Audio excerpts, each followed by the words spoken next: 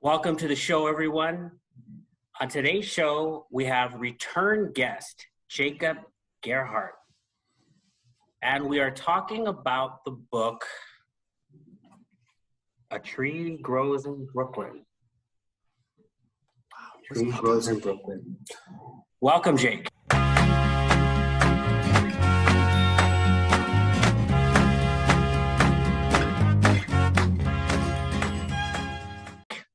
Thanks for having me. It is a pleasure. By the way, how have you been? It's been a few months. How are you doing? Great. Terrific. Back to school, back to teaching 6th and 7th graders world history. Excellent. And my kids are happy in school, and things couldn't be better. Things couldn't be better, and I'm glad.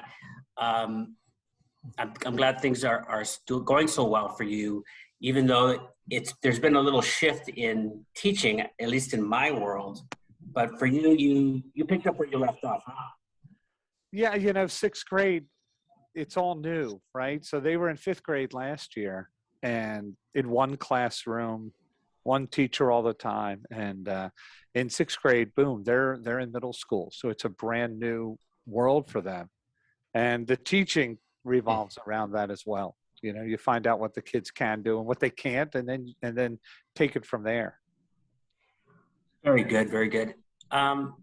Okay, we chose this book, Mr. Gerhardt, because it was one of, I believe, 2 books that you mentioned as books that really hit you, inspired you in your journey along teaching and otherwise.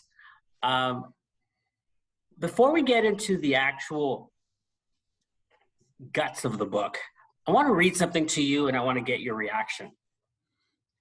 There is this concept called the Great American Novel. And it comes from an essay in 1868. And basically it's the idea that, has the Great American Novel been written? It is the idea of a novel that is thought to embody the essence of America, generally written by an American, and dealing in some way with the question of America's national character. And in terms of some titles that many thinkers and writers have offered as what has been the Great American Novel, novels as Adventures of Huckleberry Finn, The Great Gatsby, and Catcher in the Rye have been considered. Aren't you a bit surprised this book has not been talked about as the Great American Novel? Yeah, it's hard to believe it's been forgotten in a sense. But then, of course, it was extremely popular when it was published. So sometimes it could make sense. No one missed it when the book came out. People were reading it. It was extremely popular. Every child read it. Everybody was reading it. Everybody had a copy. Soldiers during World War II were given those pocket copies along with cigarettes to carry around with them. So unlike something like The Great Gatsby, which was forgotten, there were books that were still sitting around in the publishing house. It was worthless. And then it became, after World War II, and a lot of people say because The Great Gatsby was read by soldiers during the war, it became popular again. But this book and the movie that came out based upon it was very, very popular at the time. So it can make sense that it would be forgotten. And there's parts of it, if you read it a certain way, it's a children's story. But we've read it much deeper, and I think anybody who reads it today says, wow. They just say, wow, there's so many elements to it. I wish more people were reading it. Can I say something after you just shared that? I was thinking another book comparable is To Kill a Mockingbird, right? And I'm gonna say something. I like this book more than To Kill a Mockingbird, and I really do like that book. Yeah. But I just love this one. Just so you know. I think that To Kill a Mockingbird has also been offered as the quintessential American novel, but I think this one has a little bit more about the idea of the American character. Mm-hmm. The difference, I would say, and just so people know, this is not, if you're looking for a page turner or a plot, a really, conventional plot, you might be a little disappointed, but it's a life. And it's a picture of a place, obviously Brooklyn, but a place in time that is no longer there. And if you're looking for that, you can't get anything better than what this is. I'm going to ask you, Jake, how did you find this book? I found it. I always knew about it, but then there was the Wall Street Journal has every Saturday an essay called Masterpiece, and a student at Princeton University wrote about this book as a masterpiece. And I'd always known about this book. My mother loved this book. My grandmother read it. They watched the movie, but it wasn't something that somebody pushed on people like I push books on people. And so after that, I read it, and then I read it again, and then I taught it a couple of times. And it's just, even just leafing through it before our chat, I went through some of the pages that I had underlined and the scenes. You perfectly mentioned that it's a place and a time, and I feel as if I experienced it. It's more vivid to me than certain things that happened in my childhood.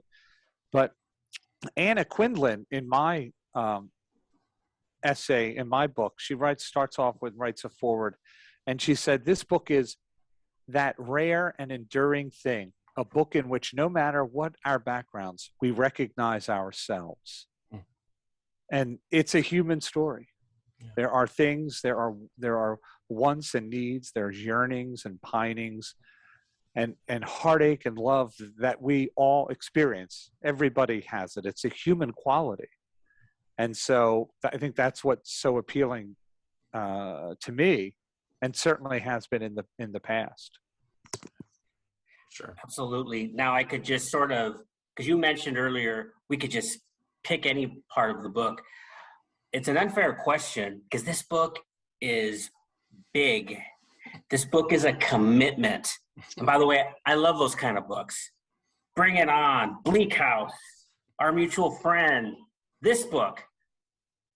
Because at the end, often you're not the same. What part, as you look back at that, as you're revisiting it, Jake, stands out to you? Oh my gosh, so many. The father, Johnny, the drunk, the alcoholic, and how he was a drunk. It's described as she mentions that people thought when he wasn't drunk, because he was so full of life and friendly, they assumed he was drunk. And when he was intoxicated, he didn't talk. He wasn't a brawler.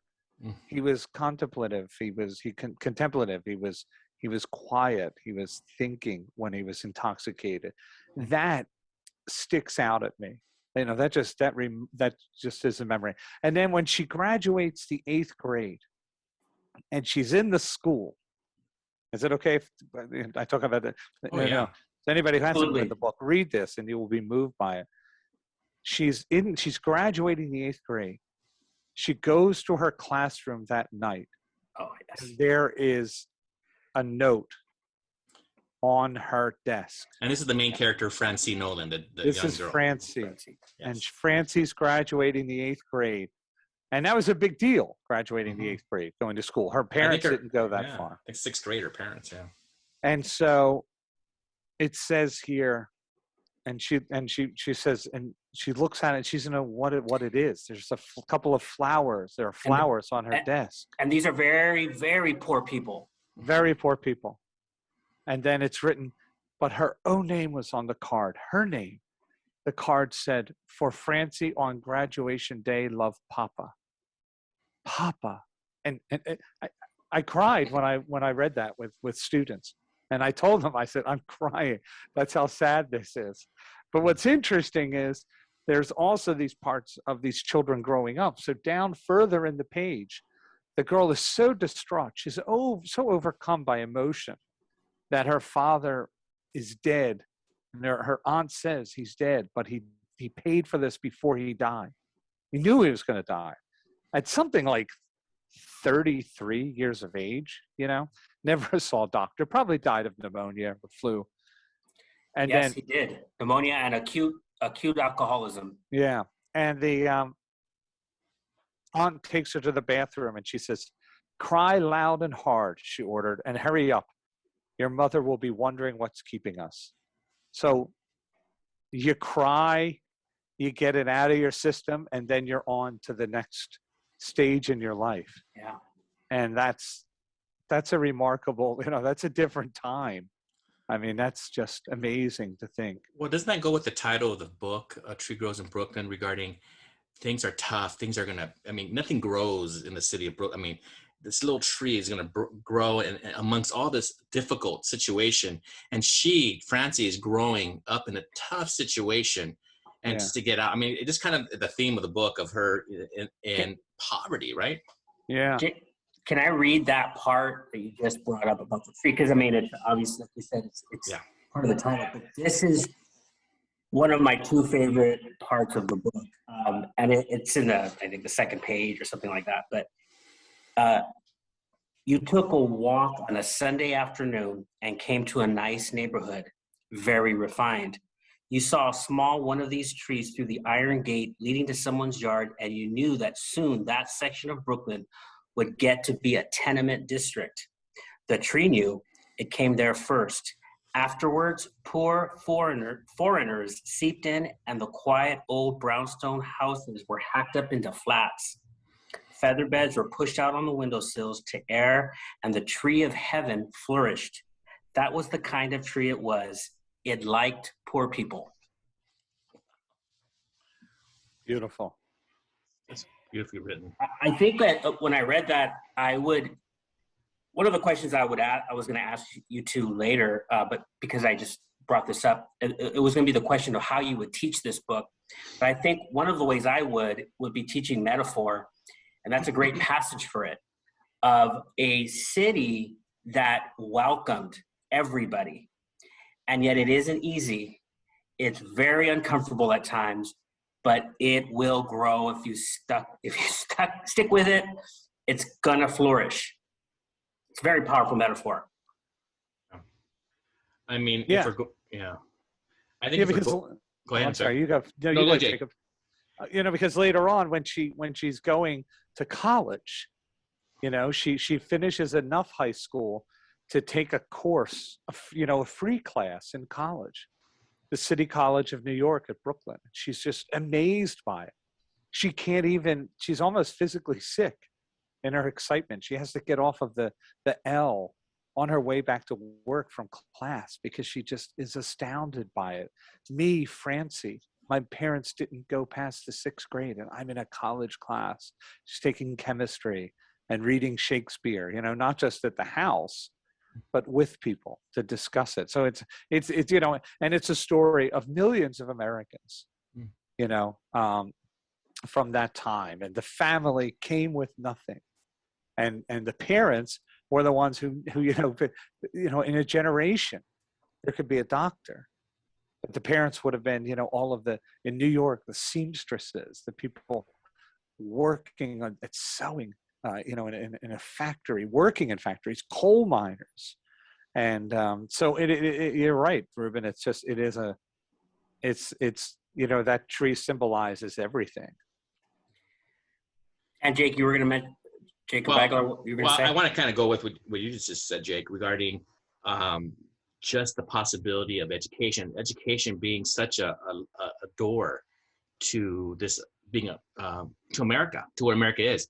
Because somewhere in the book, and I don't have the book in front of me right now, and I think you kind of alluded to it, where the grandmother says, "Hey, we left our country, or the old country. I think it was Austria, right? Yeah. Because there was no way we were ever going to. The children were never going to make more than the father. But we came here to this country knowing that there's a possibility." And I remember the daughter saying, Katie says, "Mom, we're still poor." She says, No. you have the you made it to sixth grade, and your children are going to go further, and that's why we have them read a page of the Bible, a page of Shakespeare, because they will. And then talking about having land, and she was so hopeful, and she didn't have that hope in the old country, and I think that is a theme here. Is like, you come here to this country with the possibility. I'm a history teacher, so I'm thinking, how am I going to teach this? I'm going to teach this when I deal with immigration, right? When I deal with the after effects of the Gilded Age. There's just so much, and I'm going to read this. We've talked about with another guest is regarding reading to our students. I want to read this book, to the kids, because I think they'll get so much out of it. Yeah. And just that little thing, and it's probably still happening today. What is driving people to come to America? Because not for themselves, but for their children. But you mentioned that thing, the German grandmother saying it was going to be better. People who were born poor died poor. That wasn't going to happen here. Or it still could have happened, right? I mean, I always, people would have come and left the coal mines of northern Italy or northern England to come to America, and they'd be right back in a coal mine, right? And this time they'd be a scab and somebody would be hitting them in the head with a baseball bat. It wasn't all, Right. but it did take time, but there was this, this constant moving forward.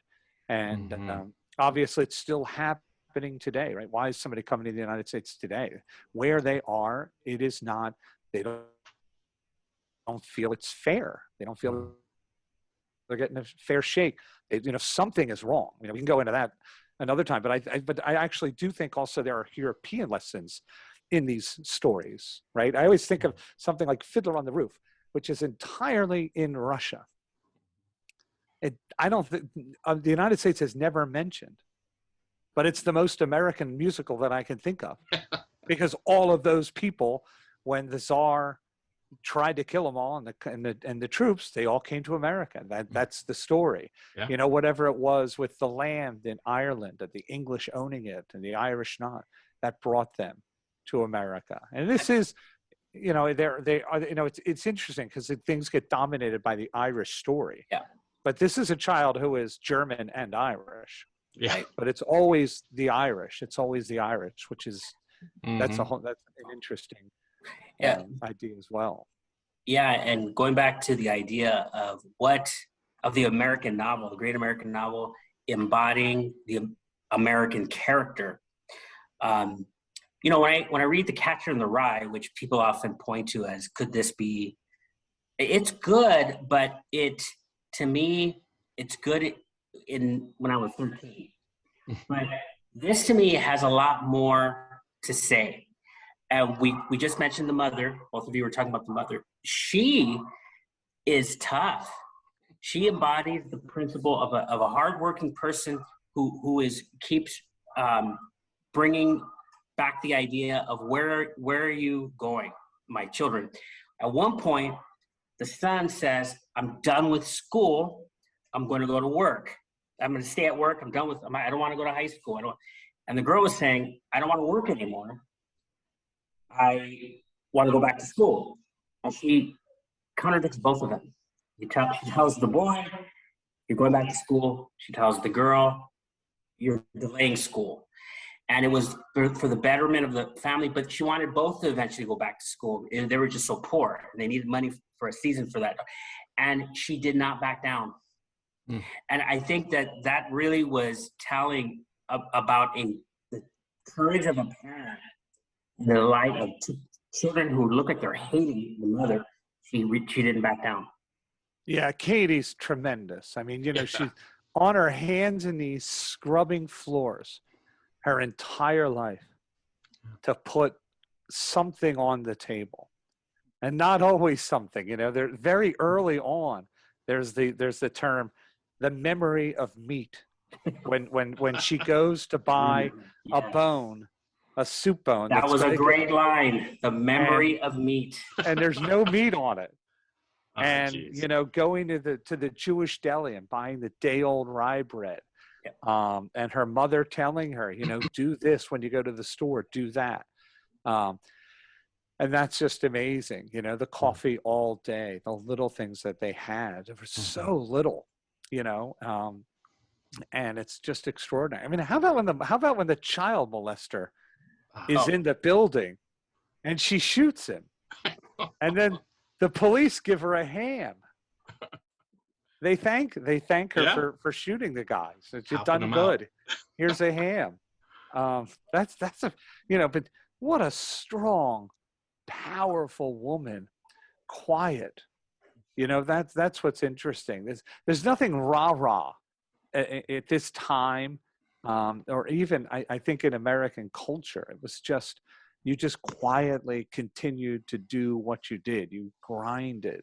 Yeah. And I look, there are some similarities to my own family. I had a very easy life. My parents provided everything for me, but both of my grandmothers had 8th grade educations, and they both were domestics.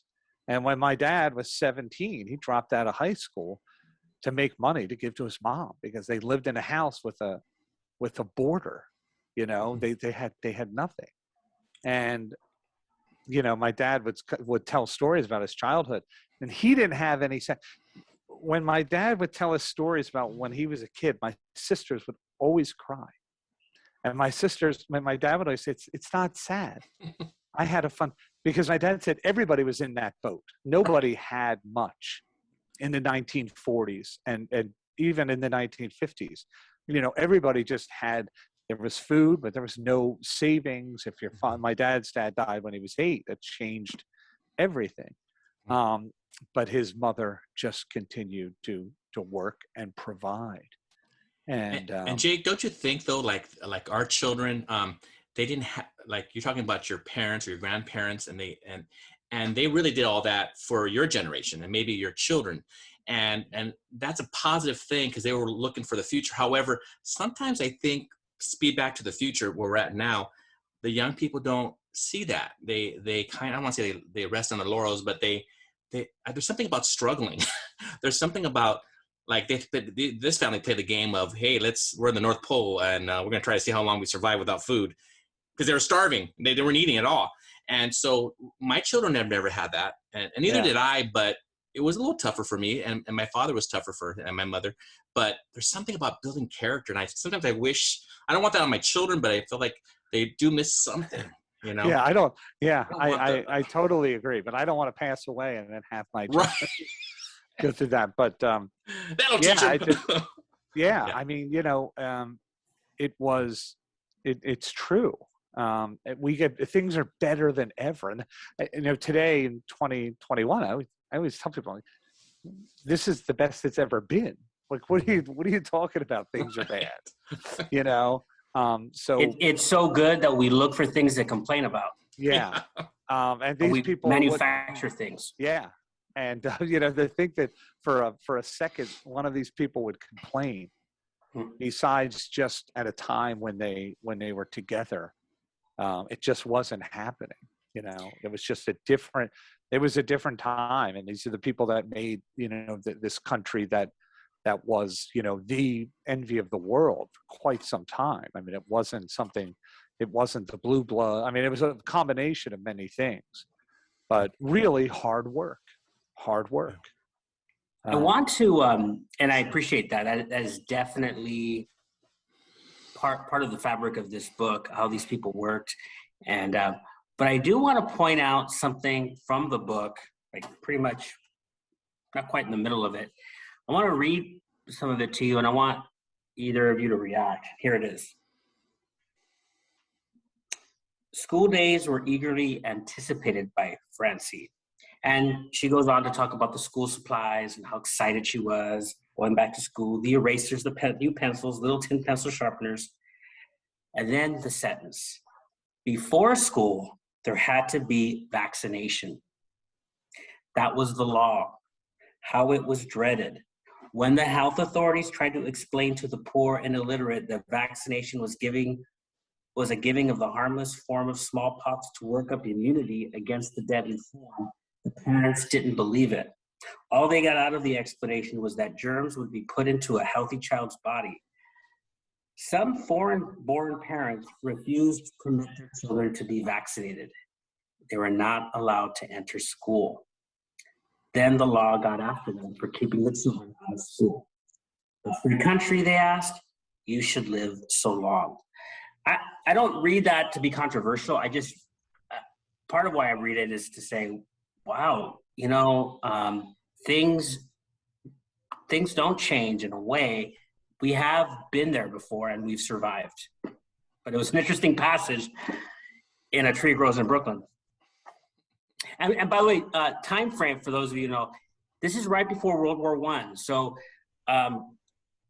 if you're trying to read in the history books what life was like around the turn of the century, East Coast, New York, you might want to look at this book because it's a great peering into that part of the world and what was going on. Yeah, and then later on after that passage, she writes about Francie getting vaccinated and the doctor talking right in front of them. That's right. Just these filthy, these disgusting people. Yep. These Irish people. Look at them. They're not even clean. Yep. You think they'd clean their arms before they would come in, and that's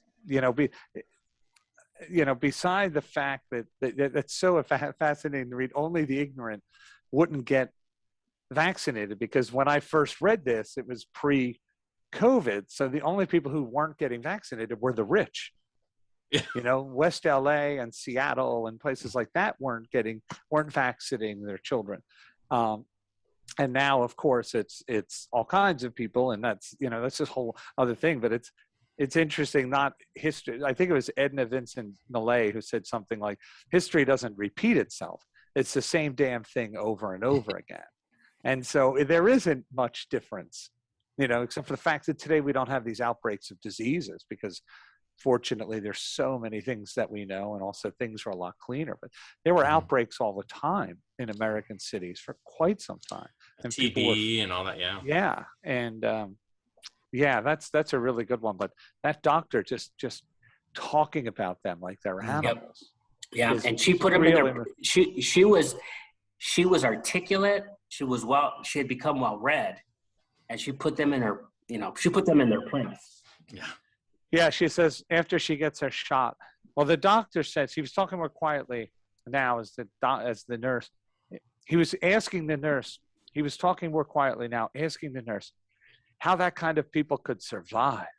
That it would be better. It would be a better world if they were all sterilized. Jeez. And couldn't breed anymore.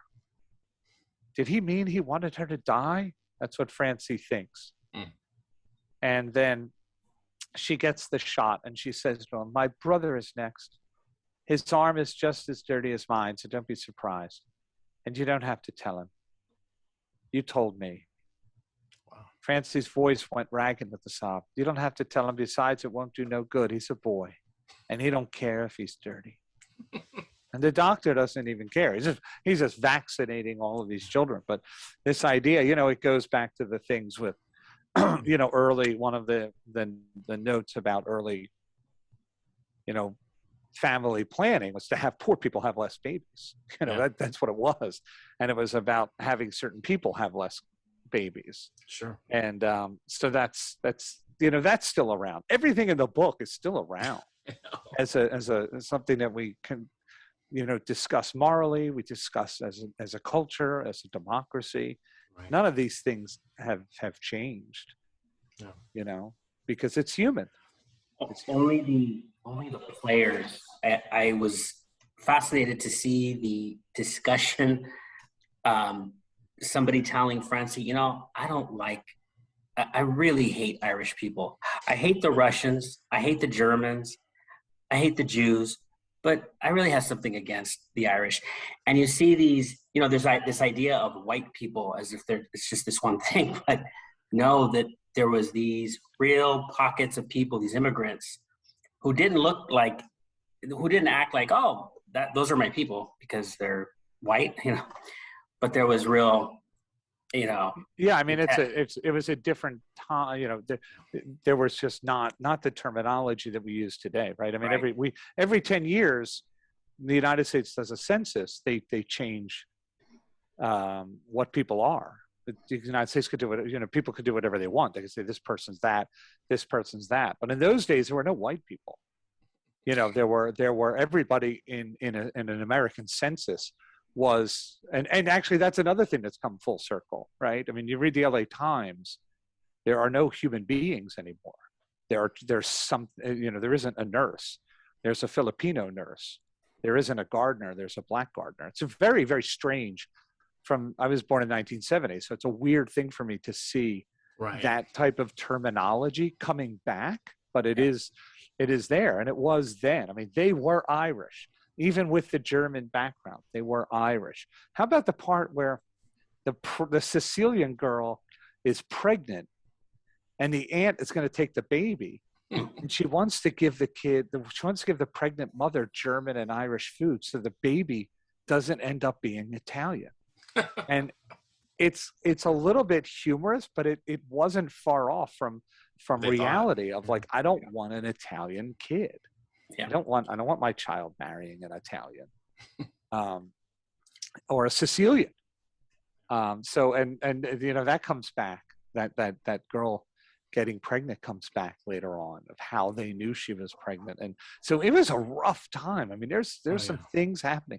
There's rape, there's child molestation, there's corruption, there's nasty violence against women, in a sense that there was one woman who was disgraced, I think, with another man, at the things that they say to her and how they treat her. And her baby. Yeah. And her baby. I mean, just... So there are some really, really brutal. There are, and there was also, and maybe you alluded to this, but the groping of Francie in the L. Remember that? Yeah. And sort of like, so what? You're gonna. I think Sissy might have told her, you're gonna hate it when men stop groping you, or something like that. When you get old enough, your body looks like a potato sack, some kind of sack. But I like. But the way it's written is it's not written with a flourish. It's not, there's no, it's almost like a naturalism to it. Like, this is just, let me just tell it as is, which I appreciate that. Yeah. That style a little bit. I do want to say, Jake, you have suggested as some of your favorite books. I'm gonna give you a couple of fans notes, A Drinking Life, Closing Time, Tree Grows in Brooklyn. They are books that all have very similar themes. At East Coast, Irish, and there's always a lot of drinking going on. Yeah. He's like, yeah. Should I be worried? No, I think it's interesting that you say it, but the drinking was the curse, for that culture. It was the curse of the Irish. It was. There's no doubt in my mind that economically it took Irish people generations to get ahead because of that. Jews and Germans, or people were openly against, took a generation to improve their education, everything. And Irish didn't. And I think it's that patriarchal society, listen to the man. This is the person who's in charge. And I saw that with my grandmother, at the age of 13, 14, started working as a maid, brought her money home. Her stepfather took it and spent it in the bar. Wow. He had 3 half brothers and sisters, 2 sisters, one who died in the front bedroom of pneumonia. And so that was, and you see it in Johnny, but it also makes for a good tragedy too. It's hard. Right? It's hard to dislike Johnny. Like we actually should review one of these days. I should review on this channel a book that I really love that you recommended called Closing Time. It's more of a autobiography of Joe Queenan, but that father was brutal to Joe, but. You can't help but like Johnny. He was a singer. He's even Francie said, I can't help it, but I love my dad more than my mom. Yeah. One thing about Johnny though, you got to remember, he's the one who walked her to that new school that wasn't local. I felt like he had his demons, of course, the drinking and so forth, but there was something about him, some honor about him regarding, I I see that my daughter's taken to education, and I'm going to give her the best I can. I can't give her a lot, but I know across town she'll get a better shot, and I'm going to, I'm going to help her there and help her get there. I don't know. I just felt like, wow, that was a cool moment. I think you had those moments with him, and like, wait a minute, he has more layers, except he's not just a drunk. There is more to him. Yeah. He was pretty humble too, and he had mentioned that he knows his daughter and his wife were better than him. That's how he put it, or something like that. That he didn't deserve them. So his humility was for sure was clearly there, and his ego kept in check. Yeah, and that is sad, right? Like the alcoholic or the someone just not having great self-esteem, right? Yeah, I'm not as good as that, and things like that, and then it's almost self-sabotage. Yeah, for sure. But yeah, he's an interesting character. He really is. Can I share something regarding something that touched me throughout as I was reading this book? It has to do with education. There's a couple of times where teachers are mentioned and the influence they had on Francine. There was when she went to this newer school, the second school, which was outside her town. The teachers were nicer than the one before. They always look down on the poor kids, of course. But the teachers had a big influence on her. She was writing these stories about her family and her life, and her teacher said, "Wait a minute." Her English teacher, you know what? People don't want to read this. They want to read more happier, and just go back and get rid of those and write some things which I know you have the talent. Write some fun and because partly she didn't believe some of those stories. And then she was listening to her shows. Oh, maybe this is true. Maybe these are real stories, and let's just not get into it because nobody wants to read it. And it really discouraged Francine. And she said, "I'm not going to write anymore." But then when she went back and she looked back on it, she was, "Wait a minute, maybe I will." But the reason why I bring that up is because teachers have such a big impact, and I knew that already. But recently, I've come across a couple of former students who've talked to me, and they said. And they would repeat some lines I shared years ago, and I couldn't remember those things I shared. And they were bad or good or just things. And I'm like, wow, they remember these things? And kids do. If you just put them off, even like disregard them for a moment, they remember that and they get totally affected by it. So it reminds me to be very careful with my praise and even my criticism, if there is criticism, because the kids are listening and they're taking it in like Francine did. And it was powerful. It made me it made me emotional. I'm like, oh my goodness, this is heavy. It was such a beautiful part of the book. So how would you teach this book? For me, like I shared before, when I hit the immigration, when I talk about the effects of the Gilded Age, I'm going to go there. I'm going to go with this book because there's so much there, especially with the immigration piece where people coming into this country, where were they landing? Where were they going? Were they going to through Ellis Island? They were going to these pockets, these little islands of Brooklyn and Bronx and Manhattan Island, and each area had their people. The Spanish Harlem, right? And you had, you had the Irish in Brooklyn. You had, and these immigrant islands really brought in the fabric of what America is today, right? And so I would bring that in because I think kids they'll see it, and if they read this story, if they hear this story, they're going to go, wow. Not only is the teacher sharing this with us, but we're actually seeing it and we're hearing it. So I just think it would be great to bring it in during that time period.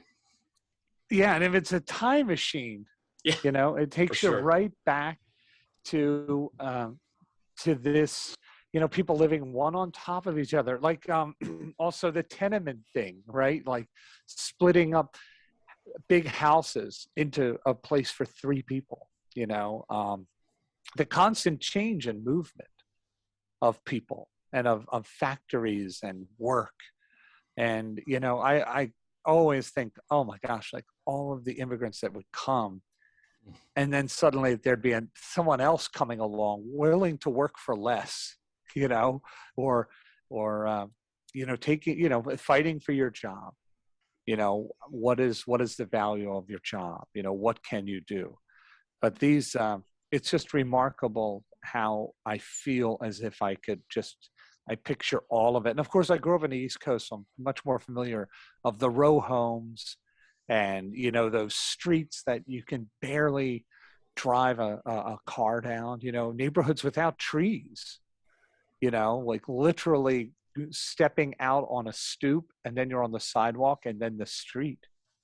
And so, yeah, there's it's just a perfect spot. And then also this is Brooklyn, but this could be Cincinnati, this could be Cleveland, this could be Detroit, this could be maybe not Detroit, because Detroit was the best pay in the world in that time because of the automobiles and things. But Cincinnati, Cleveland, Philadelphia, Baltimore, St. Louis, just everybody just trying to get ahead and find out what there is and what they can do. And this was, there's so many different stories of miners and farmers and people moving into the West and things like that. But those cities at that time definitely dominated. The factories were built in the cities because that's where the people were, and that's where the power was. Pittsburgh, Boston, those places. So, yeah, I mean, that's how you teach it. Yeah, for sure. This is the United States from 1905 to 1920. Perfect. Here we go. Absolutely. There's another book that deals with Chicago in a similar vein, Sister Carrie by Theodore Dreiser.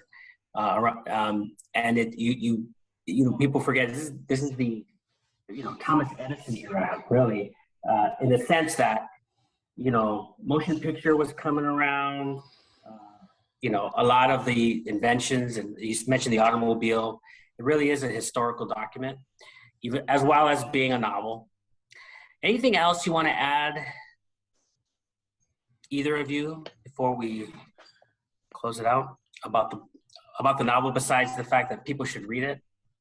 Yeah, I think I could go again. I could do a part 2 on this from other perspectives and things. Oh, yeah. But I think we touched on on even just women and their place in society, but we can even go further than that with Katie and her sisters and relationship with her mother. There's so much there. Yeah. And it's fun that we all had parts of it that we wanted to read and shine a light on. Mm-hmm. And, absolutely. And there was a passage about pickles I wanted to read, but I thought, the vaccination is probably a little more important, and the tree growing in Brooklyn probably superseded.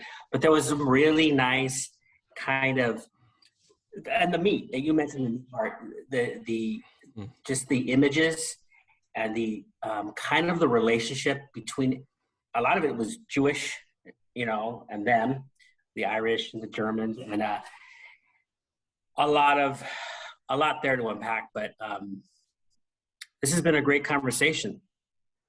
Thank you for joining us, Jake Gerhardt.